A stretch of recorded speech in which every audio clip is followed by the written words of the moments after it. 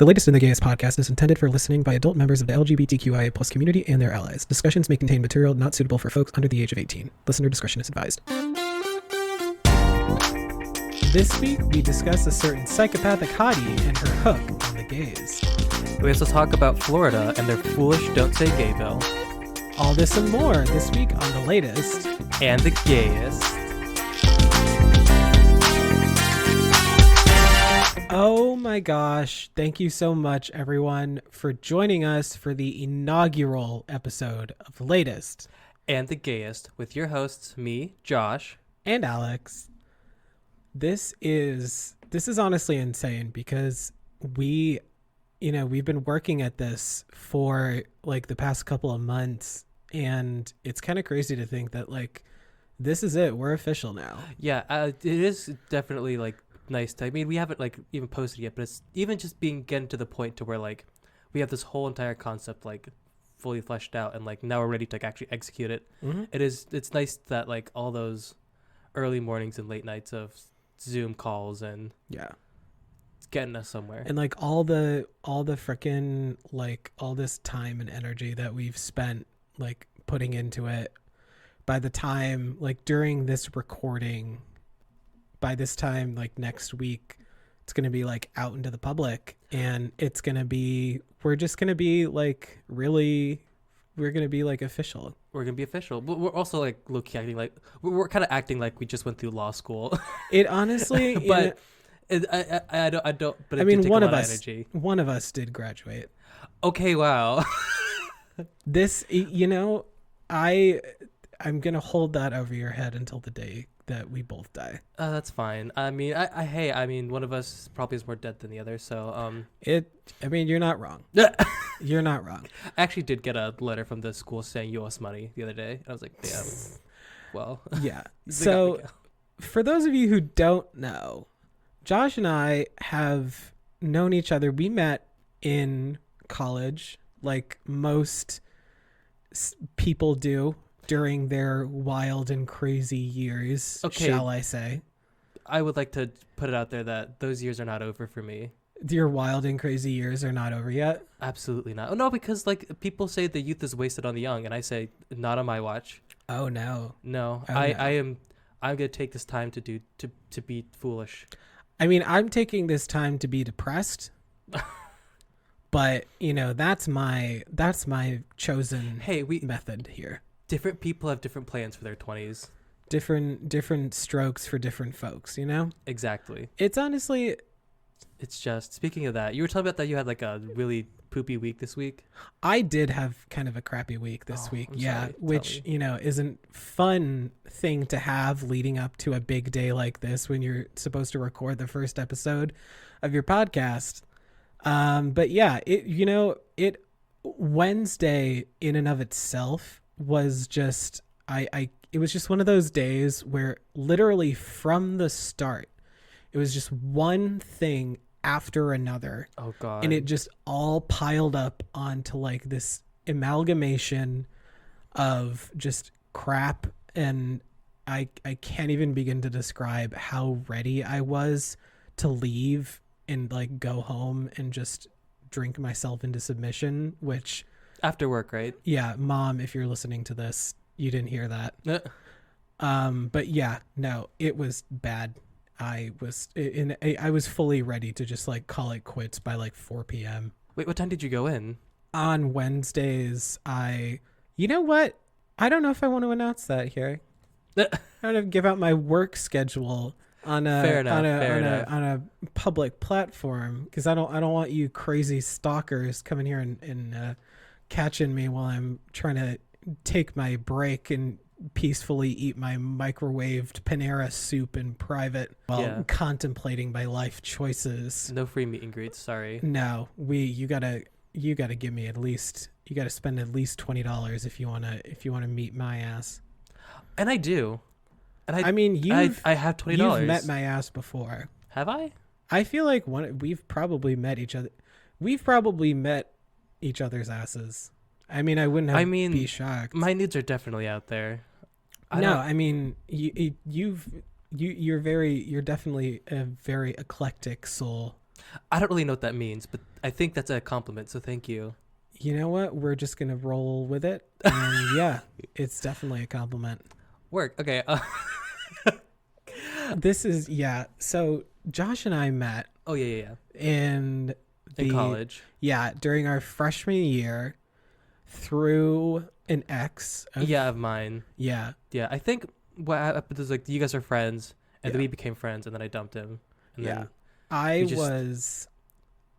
was friends with, we'll call this person Larry. Larry. We're just going to call him Larry.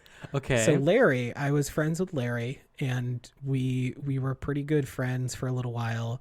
And then after a while, Josh reached out to me, and we started hanging out. I vaguely remember. I think you were like, you posted on your Snapchat story like something of like, oh, I'm having a shitty day. I was like, hey, want to go do something then? If you're like being depressed, like, how about you just stop that? And we did something. I think, and then did we go to Newport that day or do we do something? No, different. That was different. That was much further in the future, but that's a story for another day. Oh God. That's a whole nother story. We tried to go there. We tried to go time. That's just yeah. We did get there eventually, but no, but we just like, I think we just like went out and got lunch. Probably went to like P-Pack or something. We just like no, you took me to that like one of those like vintage stores, kind of like a little bit off of Thayer. I think I know what you're talking about. Yeah, I love that place. I need to go back there. One of my favorite jackets I've gotten there. Yeah, it looks like an old lady jacket, and I love it. Yeah, and we were just hanging out, and that Larry did not like that. I do believe he was jealous. He felt threatened by my presence within like their relationship, and he thought that I was trying to steal Josh from him. Which I want to say, if you think that a relationship, like your significant other's friendships are threatening to you, you either need to be like more secure in your relationship, or maybe like maybe you're a boring person and you know that. Maybe just be better. Oh, absolutely. If you can't handle the fact that your significant other has friends like it's so baffling to me whenever straight guys are like so concerned whenever a girl has like other friends that are like even remotely taking her away from him for like the most brief amount of time. He's like, they're trying to take you away from me. This like they're trying to steal you away. They're trying to like seduce you. Yeah, I can't get along with that. I'm See, like, when I get a boyfriend Kyle, and their friend, calm down. Calm down, Kyle. When I get a boyfriend and his friends want to hang out, it's gonna be like I'm dropping off my kid at daycare. I'm like, oh my God, I needed this. I needed a day just to myself. I'll be dropping off his little like pack of like snacks and like change of clothes. But okay, he needs to be put in bed by 2:00. Yeah. Take him away. Don't give him too many vodka sodas. He needs to take his beds by 7. Yeah, exactly. And he can't have dairy or he will explode the toilet. But it's probably going to happen frankly, anyway. It's not my toilet, so do what you want, sis. Yeah. No, it's going to happen either way. So, yeah. But it's just... It's a mess. I also, the thing too, something I don't understand is people that like their significant other, they want to do everything with them. Maybe it's just me as a person. I can't do everything with one person. I completely get that. Don't worry. My significant other, I love them with all of my heart and soul, but I need some alone time every now and then. I need some time to just be by myself and just kind of vibe and just do my own thing. But that also doesn't mean that I don't want to see that person at all. It just means every now and then I just need a little bit of time to myself, just to kind of like vibe. That's definitely part of why Larry is an ex now. I was like, dog, I can't. Was Larry like did Larry want to be with you like every single second of the day? Was it like that kind of relationship? Not necessarily. Well, we saw each other every day, and I think that was not good for our relationship. I don't think it's good for I mean, well, it's also like you're fucking married, we all lived in the same dorm hall. Oh God, so that was a big part of it. And also, well, I don't want to like fucking trash on Larry. I definitely had some faults in that relationship too. I will not expand on that because I will only be so humble. But at the same time, like, I just don't think I was ready to be in a relationship. I still don't think I'm. Part of me, I don't know. I don't care anymore. No, I mean, relationships for some people are just too much pressure. I don't know if it's the pressure. I just like, I don't know. I don't like having to answer to nobody. That's completely fair. But yeah, so back to our story. Oh yes, we keep going back. After Josh and I we kind of became better and better friends as time came along. Mm-hmm. And again, Larry was not fond of that. So he took it upon himself to spread some lovely rumors about me throughout our dorm hall. I forgot about this. He did? Yeah. He like fully went around saying that I was a slut and that I was trying to steal Josh from him. And who wasn't a slut? Oh my God. I mean, it's your freshman year of college. First of all, live it up.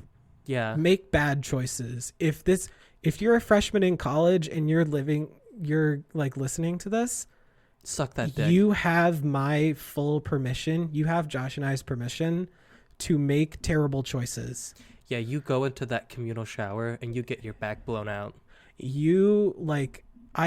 First off, I cannot tell you how many times the communal showers in our dorm hall, I cannot tell you how many times I went into there and found the weirdest stuff.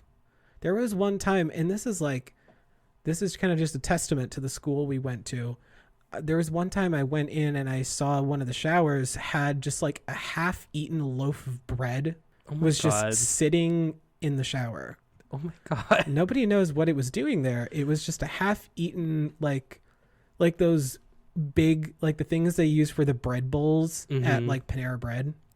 That's wild. It was a whole thing. I do also want to say we lived in a particularly notorious dorm hall. We were known as the Dirty South. South Hall. It was rightfully so. And like it was our reputation was very much earned. I remember I think within my first week of school there, I joined a group chat, and one of the people in the group chat, it was on Snapchat, and they sent a snap into the group chat, and it was him doing I think he was doing coke using a dollar bill off of some girl's boobs.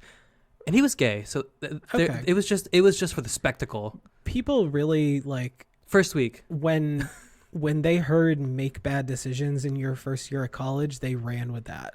Okay, let's clarify a little bit here. I think you should explore sexuality. You should explore relationships, and you should get drunk at least miss those classes at least. Miss English once or twice, that's fine, but don't be doing no hard drugs. I am not here to I don't want to like get an email from somebody's mom saying like, you gave my daughter permission to do heroin and I'm gonna be suing you now. Yeah, no, I'm not trying to get. I just want to set that boundary real quick. Like, hey, like, well, get crazy, but don't get too crazy. Yeah. If you do get crazy, I told you not to. Bad decisions does not equal, like, putting hardcore shit into your system. Yeah, I mean, that's God.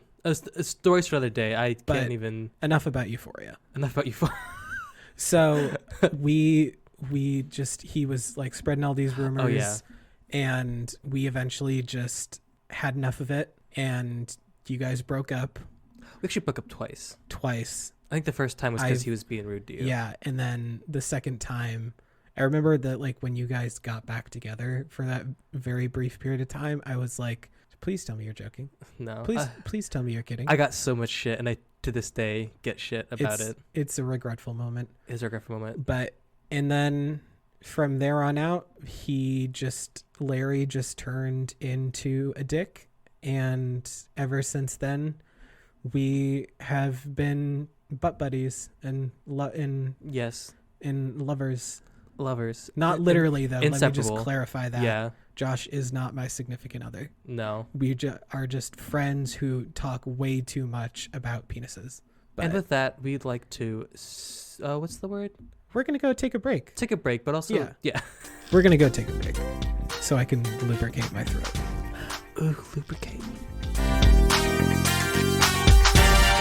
And now we would like to debut our LGBTQ news segment called Queer Quandaries, where today we'll be tackling, first and foremost, the Don't Say Gay bill that is being passed in Florida. So basically what's going on in this, how it pertains to, the community is that the schools will be prohibited from engaging and encouraging discussion surrounding sexual orientation and gender identity in primary schools. Kind of specifically, it does say that in one part, but not in the other. It's kind of strange. And also, something else it kind of does too is that the teachers don't have, they did to basically tell the parents everything. There's nothing that a student can say to a teacher that can't stay between them. Because and especially with queer kids, there's a lot of these stories about you had that gay biology teacher, or not in gay biology, you just had a biology teacher that you just really jived with, and being able to talk to them about these kinds of things first before moving to your family, it helps. And also what's something weird to me too is that a sexual orientation, you could be like, okay, kids don't need to be talking about sexual attraction yet, but gender identity has nothing to do with that specifically. So I really don't know why. I mean, I see why in their eyes that makes sense, but to me it just is why that it's totally different. There's nothing age inappropriate about gender identity. So yeah. It's wild. No, it's kids nowadays, they're figuring out who they are kind of at a younger and younger age, and removing the ability for them to be able to feel safe to talk about stuff like this in their schools it can be really damaging to young queer youth, because I know if this was we live in the Northeast, but I know if this kind of thing was in effect during when we were in school, it would have been really hard for me to talk about stuff like this with people that I trusted. Yeah, it's already hard enough being a gay kid in the world. Adding this level of pressure, and I think that is also going to be pretty detrimental is that non-LGBTQ kids, they're not going to be socialized to these ideas yet. No, I know for me, the younger you teach a kid something, the more they'll be able to kind of not accept it, but it'll make sense to them. Exactly. If you learn Spanish when you're young, it's easier, and if you get it, you get it. Yeah. So not keeping them sheltered from these ideas, I think is just gonna. I see it having the potential to make it harder for, kids to understand and socialize with their peers in a way that's meaningful. Because if you're your friend comes out as trans, and you have no idea what that even means, all of a sudden, it's wild. Yeah, there's a lot of schools that still to this day don't teach anything about LGBTQ history, how to deal, I guess I shouldn't say how to deal, but how to, if your friend comes out to you or something like that, this is how to interact. Yeah, this is how you can help them.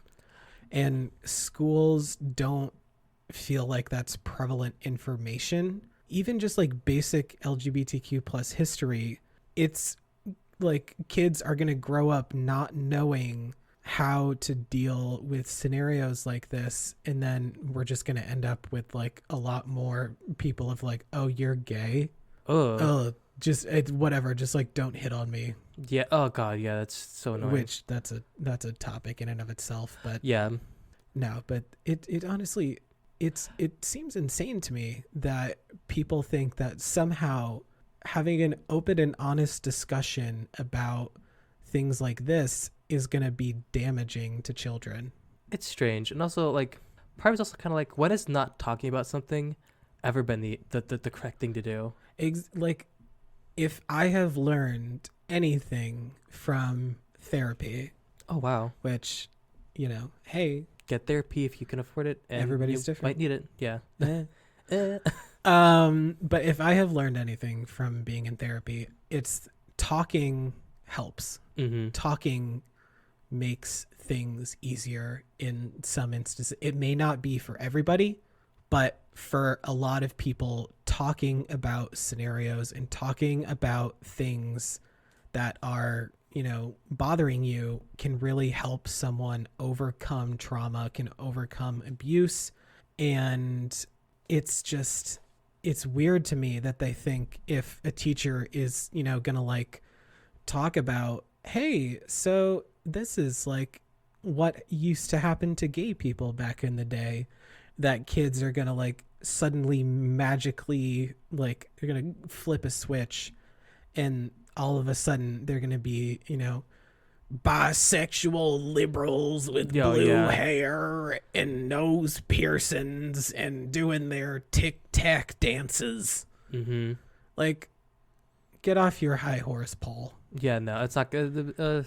It's wild. Something too is that if you start that dialogue, at a more reasonable age, because also I started talking about like sex and genitals and like sex ed that started in elementary school for me. I'm pretty sure, if I'm not mistaken. Yep, just like the basic like birds. This is a penis. This is a vagina. Yeah, these are the fallopian tubes. And like also like kids these days, if you think they don't know, Mary, they know. Maybe I'm a trash child, and like we knew it all. We knew what was up. A lot of kids, people think that they're just little kids.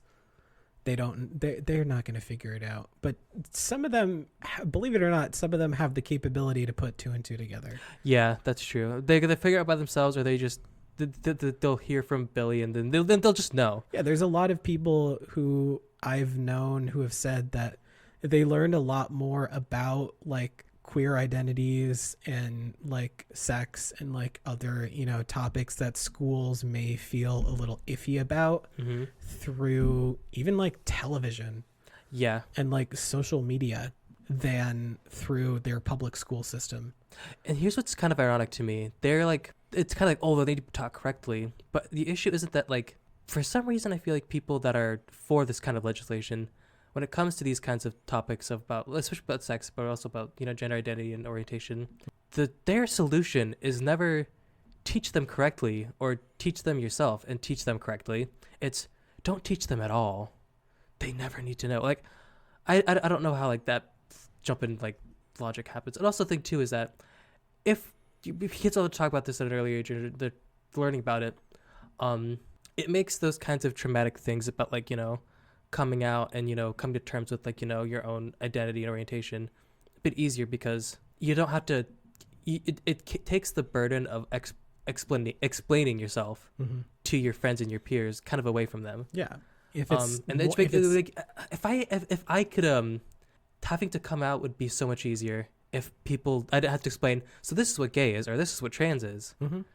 It's my public school system didn't exactly do a great, I'll admit they didn't do a fantastic job of teaching like different identities and like different sexual orientations we didn't learn to us as kids. So when I was kind of figuring out I think I may like guys a little bit more than I originally thought. It was weird because I didn't know what the hell was going on. Like, some people were telling me it's okay, you just have a man crush. What does that even mean, dog?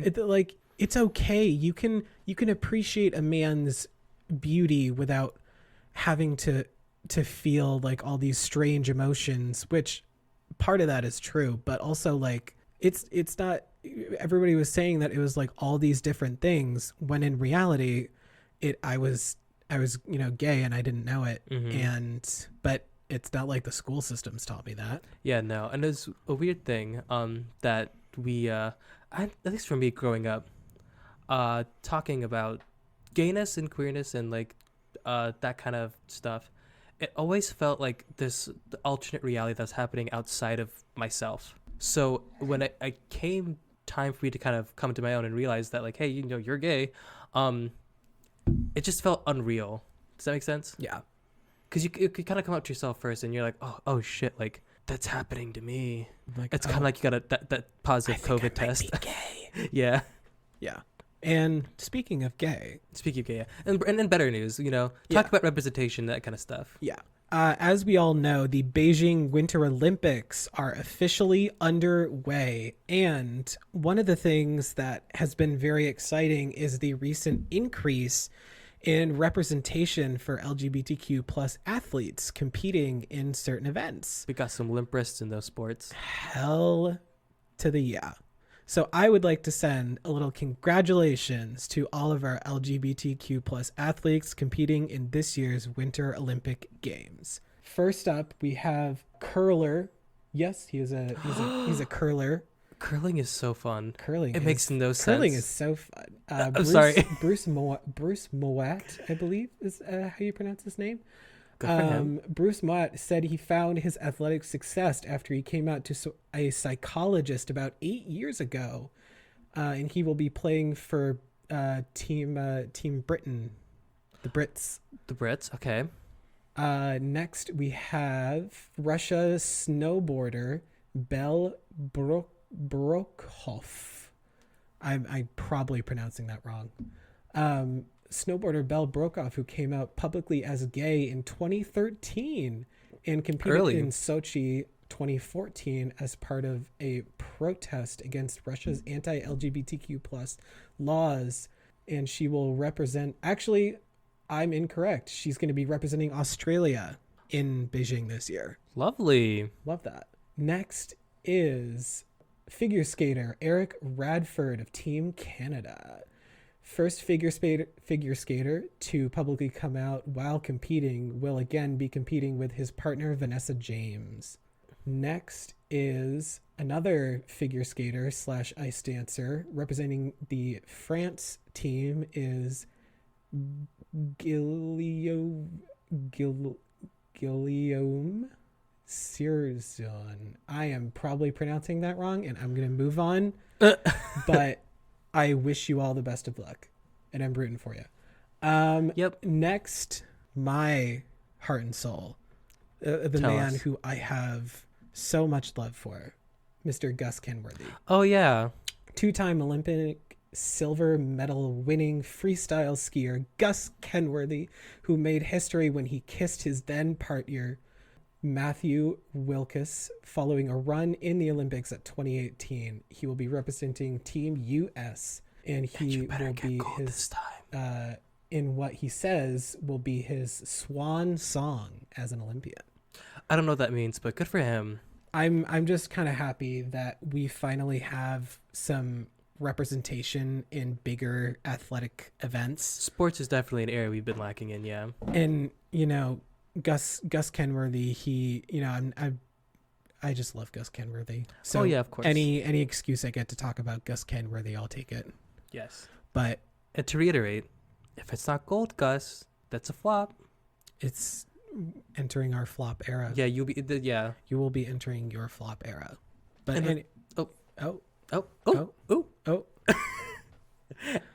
and with that, we're gonna take a break. Another break. Yeah, let's do that. I need to lubricate. And we're back. And now it's time for everyone's favorite sexy segment. Jerking it with Josh. We're going to talk about some sex. We're going to talk about sex, romance, stuff like that. And so if you're not about that, well, this is going to be a very sexually explicit episode. So skip forward like 10 minutes. Let's preface this by saying if you are uncomfortable with adult situations, fast forward. Fast forward, yeah. But what I want to talk about today, it's not new. It's been open since 2018, but there's an app called Sniffies. It's just basically do you know what cruising is? I do. So for the uninitiated, the cruising is basically like, how would you define cruising? It's kind of like, it's engaging and like. I mean, you would probably know about this a little bit better than I do.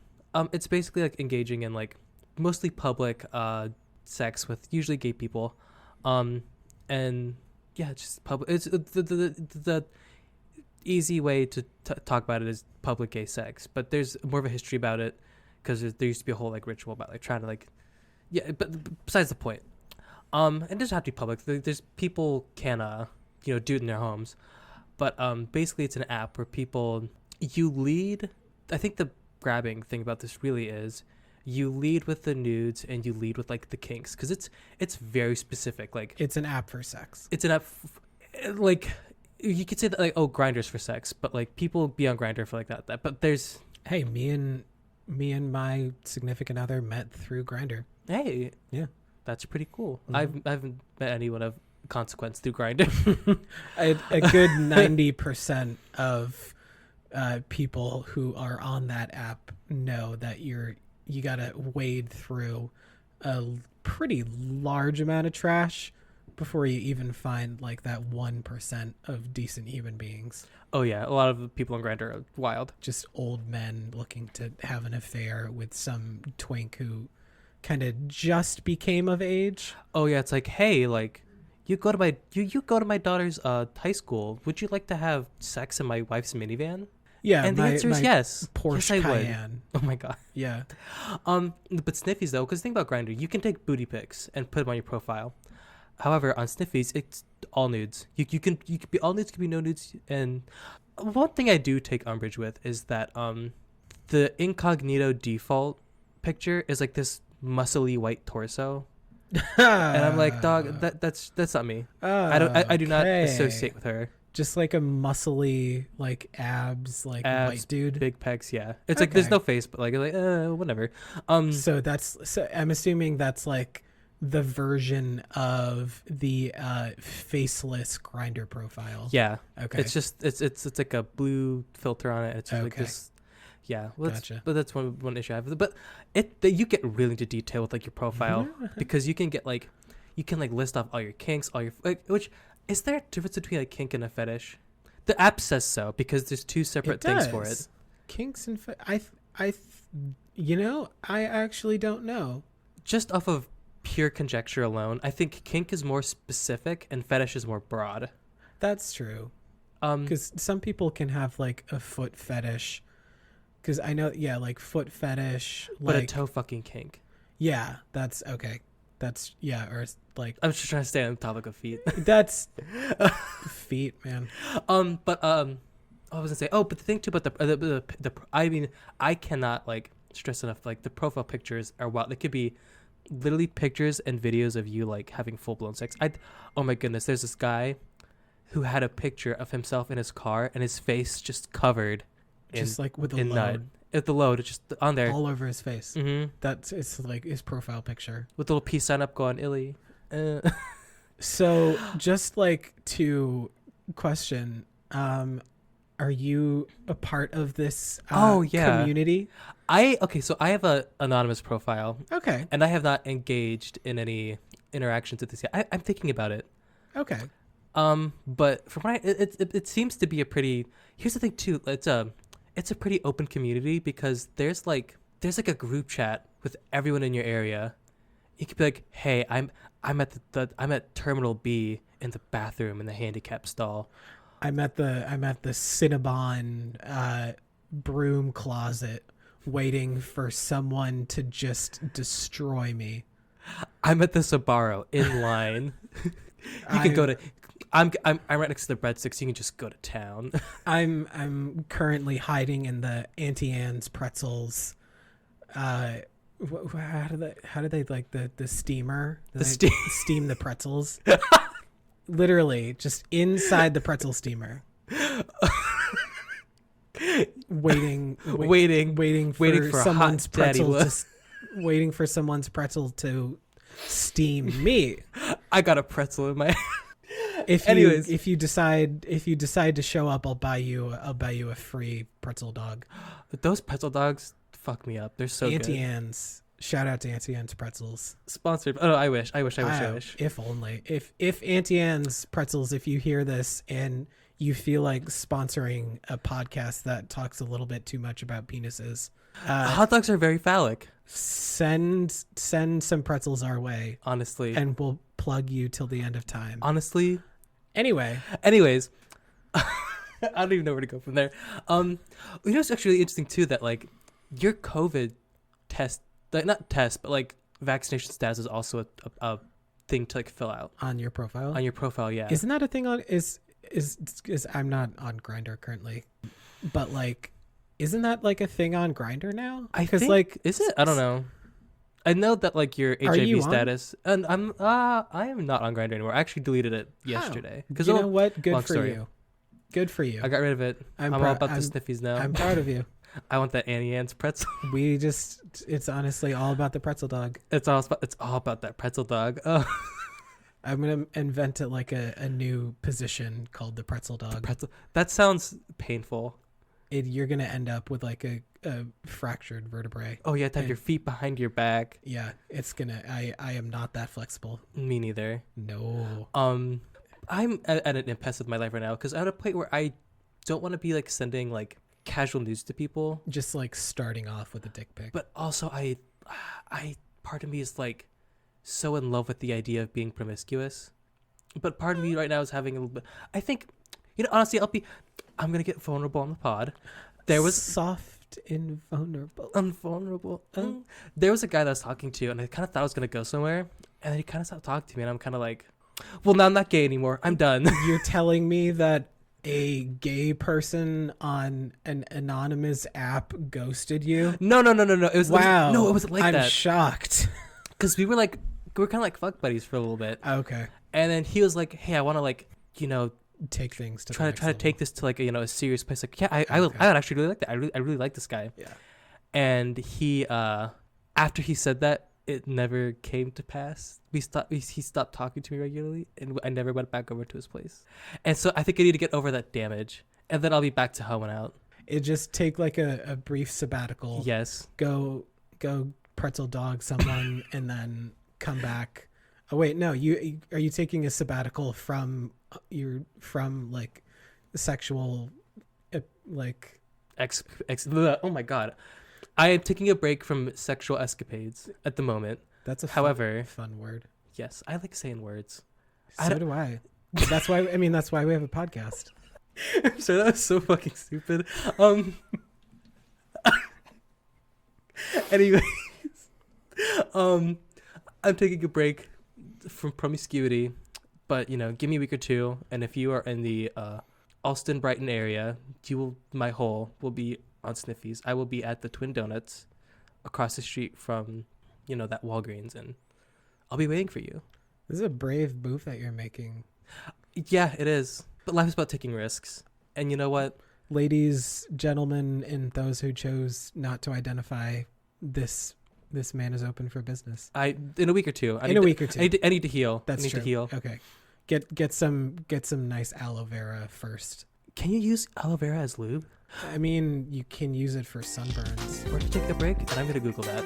Let's do that. Lube. For those of you who are wondering, yes, 100% aloe vera can be used as lube, but the time for engaging in conjecture about what you can put in your butthole has come to an end, unfortunately, and we are now entering the Rainbow Ranger segment. This is going to be a little segment where I discuss LGBTQ matters in comic books and superheroes and all things nerd. And with that, this week I want to talk about how much women in comic books specifically, have influenced the gays. Oh, yeah. So for a lot of people that, when they have their coming out story, or their like, how I figured out that I was gay, a lot of people think of it as, oh, I was in the underwear aisle at JCPenney and I saw that man on that boxer briefs thing, and oh lordy, it sent my spine a tingling. Oh yeah. But for some of us, it was the girls. It was the goyles. And for me specifically, I cannot begin to tell you how much of an icon I thought, and I still do, thought Harley Quinn. Oh yeah. Miss Dr. Harleen Quinzel. Yes. Former psychologist at Arkham Asylum and turned villainous psychopath and significant other to the Joker. Yeah, of course. We don't talk about that. We don't talk about that. Well, actually, no, maybe even to a little bit because, I think it's not, too far off to say that a lot of gay people, just how kind of like emotional damage is kind of baked into our being. Oh, absolutely. We all end up in unhealthy emotional relationships. Yeah, I think even that part is even to an extent relatable to the gays. Oh, absolutely. There's, one of the things that I think that is relatable of Harley's story is she enters into this relationship that she kind of just blindly follows the Joker, and she doesn't really question it. She's just madly in love, and she doesn't even put any thought into it. Mm-mm. And for her, this is just the norm. This is just what she thinks is supposed to happen. And one of the things that is very much of an issue in like gay hookup culture is people are kind of like led to believe that we hook up with these people, and then because we don't really know any better, we fall in love with them, and then the next thing you know, you're like all these years into a relationship, and it's like you don't even know like your former self. You're just this like person that you completely don't even recognize. And I feel like that's a relatable issue for some gay people through Harley's story. I feel a little used right now because I was just talking about how my fuck buddy didn't fall in love with me. Are you calling me out? Is this a setup? This is a stick up. This is a setup. I am putting you on blast. Consider yourself blasted. Consider yourself blasted. But Harley I think she just had such of an influence because literally Harley Quinn's first ever appearance was actually, people don't realize this, literally the first ever appearance of Harleen Quinzel was in Batman the Animated Series, the first season, during the episode The Joker's Favor, in which Joker, there's this guy named Charlie Cullens, and he's like driving home from work one day, and he's pissed off because he's had a bad day, and then he accidentally cuts off the Joker on the freeway and like cusses him out. And then the Joker's like, hey, we can't have that happening on the freeway. And he like chases him down. And then he's like, hey, so that was a little bit rude. I'm going to kill you now. Mm-hmm. And then Charlie's like, hey, please don't. I'll do anything. And then it's like, anything you say? And then it's like, oh, I'll call upon you someday. And then cut to 5 years later, Joker is being released. He has escaped from prison, and he's planning to like sabotage this big benefit thrown by the Gotham Police Department to celebrate Police Commissioner James Gordon. And that is when we first get to see Harley Quinn. And I think it was just and she talks about this even like in the series, literally just she's this like ditzy blonde, like little bimbo that it just resonates. There's just something about Harley's vibe that resonates so much with the gays. Mm-hmm.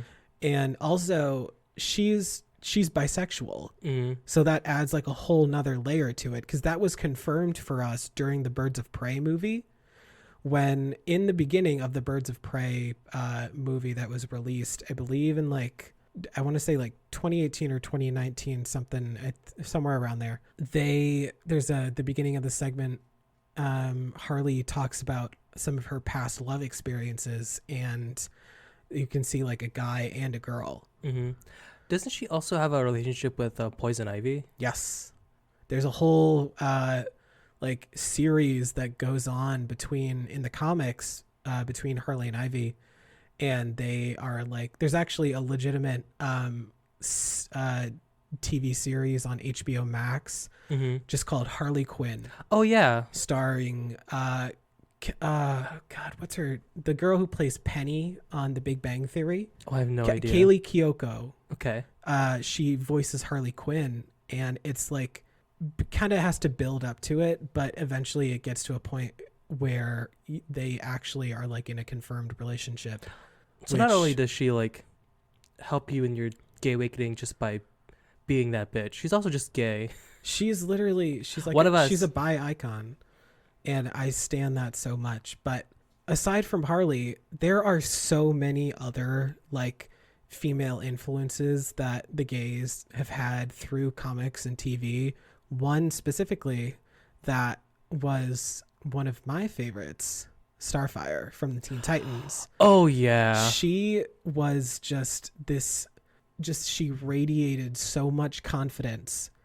And as a little kid who like struggled with, bullying and being popular. Oh. Wait, so did you struggle with both bullying and also being popular? I was so popular. It was such a struggle. And people were just so mean to me because I was so popular. I was so popular. Cool. No, I was not popular. But yeah, Starfire, she just... I had such an obsession with her because she radiated so much. She was so confident in herself, even though she knew that she had those moments of doubt occasionally because she's from a different planet. It's like, I'm from this weird planet out in the galaxy and people probably think I'm weird and ditzy, but her powers are literally controlled by confidence and her emotions. Yeah. So no matter what, she knows who she is. And she doesn't want to back down from that, which is something that a lot of the gays, I think, can, like, it influences upon. Exactly. Yeah. And I think part of it, too, is that she says things that, make sense to her and that people don't really get, but she just says them with confidence, even though she knows they're not going to get it. She's like, oh, this is almost as good as the milk from the Zorp Bleast. And I'm like... And she's like, and in the moment, you're like, yeah, Starfire, yes, you're right. It is just as good as that. You go with that Zorp Bleast, yeah, girl. I don't know what it is. Exactly. But you get that Zorp Bleast milk. And it's when it's so stupid, but, sorry. Zorp Bleast, baby.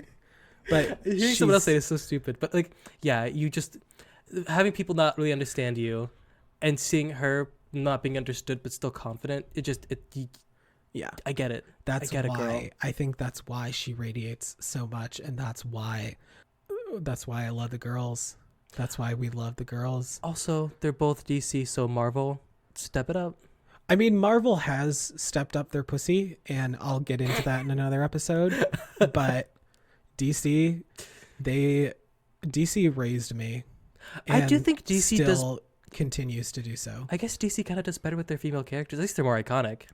You can't deny that, like, Wonder Woman and like Starfire, Raven, Harley Quinn, Raven, yeah, all those gals, they just resonate. You know what? I'm actually gonna look into another session of Googling because I wonder what the Marvel female people are. We'll get back to that. And we're back. Oh, we are back. Full transparency. On our back. Oh, ooh. Full transparency. Oh. I keep cutting you off. That's fine. Just gonna shame me for being a bottom and cut me off. What's I gonna say? Oh, full transparency. I didn't do any Googling. I didn't feel like it. I got tired. It's lazy. Lazy, yeah. It's Googling. Googling is for people who are dedicated and hardworking. We are... Words you're not used to describe me. But I did think of there's Gamora, Nova, and Captain Marvel now and then Black Widow. But I feel like, I don't know, DC is more like prolific. Like the Marvel movies are better, but DC culturally is more... You should, like, honestly, if you want to get into like some shit, take a look at HBO Max has, which plug for HBO Max, if you would like to sponsor us, we're here. We're here. The DC animated universe. Oh, that's true as well. HBO Max. Shangela. Hey girl. Anyways, sorry, HBO Max they have like all the movies of the DC animated universe, which just pops off. So if you want like a wild, like if you're somebody who's as dedicated to watching like all the Marvel movies in like chronological order, then take a peek at some of the DC animated universe, and I'm telling you, your pussy will pop off in the highest variety of popping. Absolutely. But enough about pussy popping. Enough? There's never enough time to talk about pussy popping. That's true. That's so true. There's, I feel like in today's society, we really could talk a lot more about the accomplishments of people who pop their pussies. Fair enough. Literally and figuratively. They deserve an entire month. Just like this month is Black History Month. Absolutely. And we are going to have a link in our description to figure out educational resources and also places to donate, money, because we live in a capitalist society, love it or hate it. And I unfortunately, I believe that there are times where your money goes further than your word. So if you do support the Black community and you want to uplift Black people, money's a great way to do it. It's even if you can just donate like $1. I mean, obviously it'd be fun to donate a little bit more, but yeah, even if you can just donate a little bit of money to like some worthy charitable causes, we're going to put some charitable organizations that you can donate to in our link tree, which you can find in the bio of all of our social medias, which, by the way, go follow us on all of our social media platforms. The handle is the same across Facebook, Instagram, Twitter, TikTok. It's at TLATG pod, all lowercase, and go support a worthy cause. Or worthy people. Absolutely. But this has been really like rewarding and fun. And I'm very excited to see where this goes. And me too. We could be entering our flop era and we may not even know it, or we could be entering our reputation era. Oh yeah, we could be. We're going to be dancing with our hands tied. Taylor, if you're listening to this, I love you. She's an avid listener of the pod. First episode, but she's already a fan. Taylor Swift, just if you get a moment, go listen to Reputation by Taylor Swift and just experience an era of bad bitchery that is hard to match, but I just, if you want to, I suppose. If I had enough time to talk about Taylor Swift, I would. Oh God, I love you. But I love this idea of this podcast. There's not enough time to talk about Taylor Swift. I could do a segment, but I don't think I could do a whole episode about Taylor Swift. But you know what we could do? Tell me. I'm so interested in hearing. Thank you, everybody, for listening to this inaugural episode of The Latest and the Gayest. Once again, go follow us on all of our social medias at TLATG pod across Facebook, Instagram, Twitter, and TikTok, which we haven't started posting on TikTok yet, but we will do that soon because trends, Of course. But, this has just been like really fun. Oh yeah, of course. I've been loving doing this with you, and I look forward to filming our next episode. As do I. And you know what I'm going to go do right now? Edit? But lubricate my throat. Oh yeah, lubricate. Thank you for listening. Goodbye. Goodbye.